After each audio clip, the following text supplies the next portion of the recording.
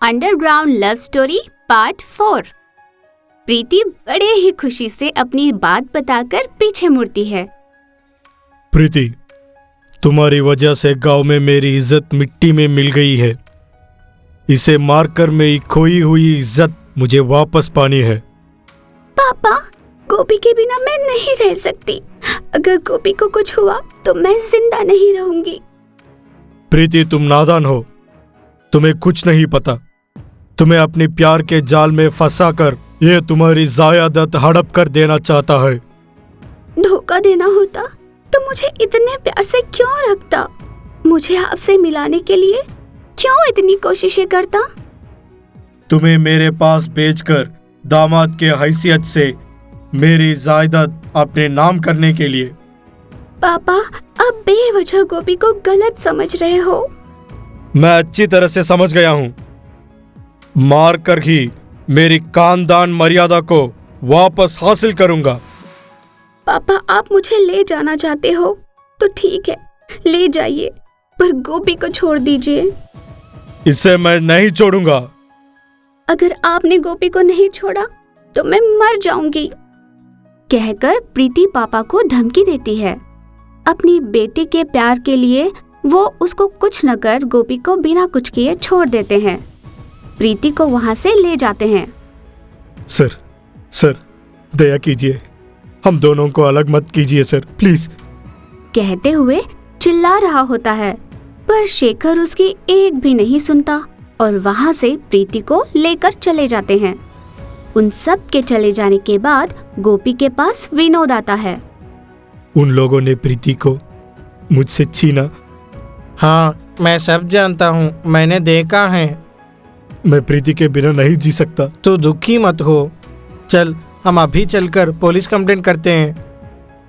कहकर दोनों police station चले जाते हैं और पुलिस स्टेशन में इंस्पेक्टर से मिलकर कहते हैं, सर, उस शेखर ने मेरे दोस्त को दार कर प्रीति को उसने जबरदस्ती छीन कर चला गया। जबरदस्ती?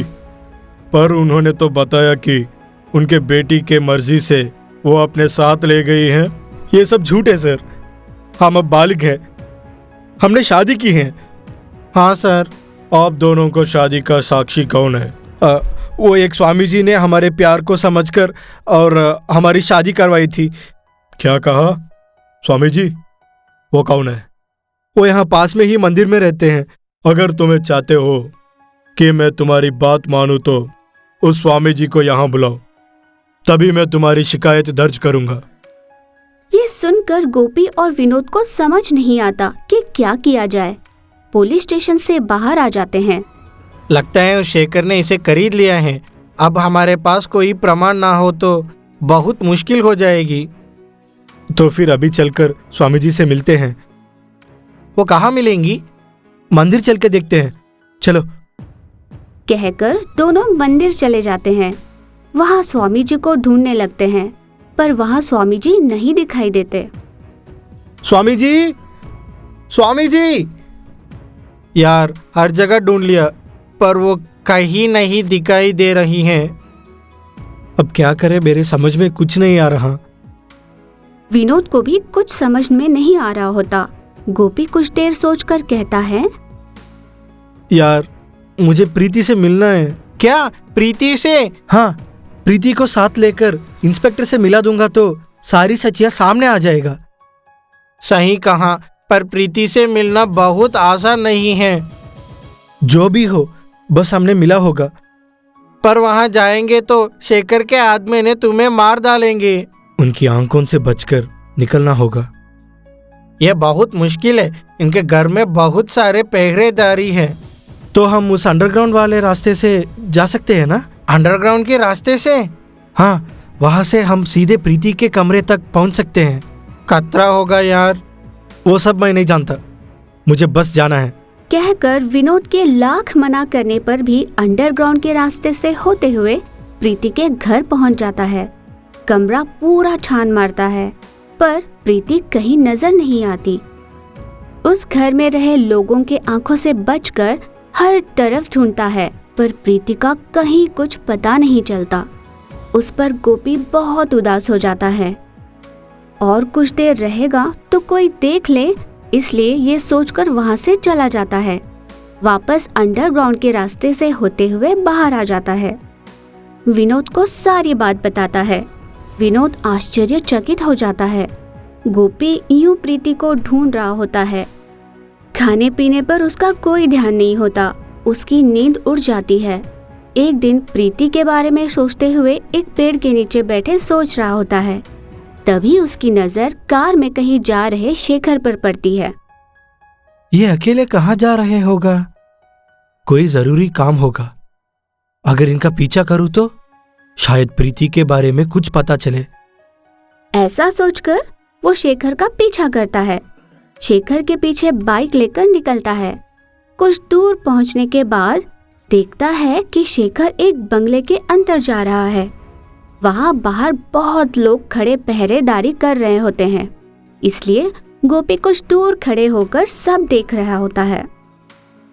गांव से इतनी दूर इस घर में शेखरन जी क्यों आए होंगे? लगता है प्रीति को यही रखा ही है इन्होंने। ऐसा सोचकर किसी भी तरह उस बंगले में जाने की सोच लेता है, पर जाए कैसे ये उसे समझ ही नहीं आता। ये बात वो विनोद को भी बता देता है। यार, तू ये इतने यकीन के साथ कैसे कह सकता है प्रीति उस घर में है? पक्का तो नहीं कह सकता, पर होगी तो? मैं कोई चांस नहीं लेना चाहता। पर उस घर में कैसे जाना है? उस घर में हर रोज शेखर जी के घर से खाना जाता है। तो करना क्या है मैं बताता हूँ। कहकर गोपी सारा प्लान विनोद को बताता है। विनोद सारी बात सुनता है। विनोद भी राजी हो जाता है। शेखर जी के घर के सामने पहरा देता है। तभी एक आदमी खाना लेकर उस घर की ओर जा रहा होता है। गोपी और विनोद कुछ दूर उसका पीछा कर एकांत में ले जाकर उसे मारकर उसके हाथ से खाने का डिब्बा लेकर चले जाते हैं। गोपी डिब्बा लेकर उसके घर चले जाता है। वॉचमैन ने गोपी को देखा। तुम कौन हो? हर रोज तो प्रसाद डब्बा लेकर आता है ना? ओ, आज उनकी तबीयत कुछ ठीक नहीं है, इसलिए मैं आया हूँ। ठीक है, जाओ। कहता है। गोपी घर के अंदर जाकर सारा घर ढूंढता है। ढूंढते ढूंढते उसे एक कमरे में प्रीति रोते हुए बैठी दिखाई देती है। गोपी उसे देख खुश हो जाता है। प्रीति, कहकर प्यार से आवाज लगाता है। गोपी की आवाज सुन प्रीति पीछे मुड़कर देखती है। गोपी को देखती है, उसकी खुशी का कोई ठिकाना नहीं होता। वो गोपी के पास आती है। तभी कमरे का दरवाजा खुल जाता है और सामने वॉचमैन खड़ा होता है।